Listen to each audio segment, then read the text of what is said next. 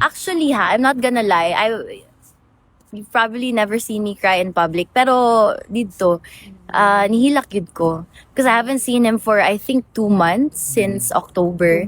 And then since, as you know already, I'm sick. I have the flu, cough and cold. So, wala na ko nag-kiss sa iyang aping. Well, maybe once. But, diretso ko sa iyang tiyan nga nag-snuggle because, of course, no, our priority is his health.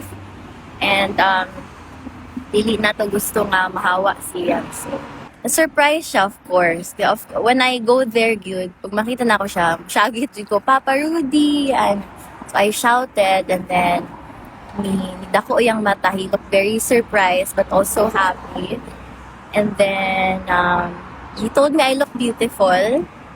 But we can't talk much in the corridor, so we had to talk inside the designated area good. So we talked there, and then so ba yung reaction? He was looking me up and down, observe kung sa bago sa ako.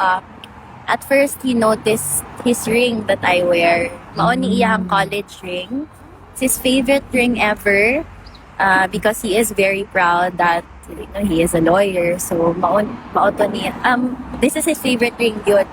Then, he noticed I was wearing it, so ang joke niya na, wapo kag sing-sing imo, na. Then, we laughed. And, sunod niya nga pansin akong buhok, kay nagpa-straight ko buhok, pulot man ni Duha. His hair right now is, naka-bonnet siya, and then, since his hair is quite long na gyud, so, it's showing ba? So, it is showing na gyud sa bonnet. So, naikulot-kulot niya. So, he was quite sad nga nagpa-straight ko. Kay, like you already know, he does appreciate when he sees his features on us, his children. He likes it that way. So, ingon ko na, okay, treatment lang man, keratin lang man eh. Balik ka ni. So, mato, ayun, he looked very happy, very surprised, and also very, I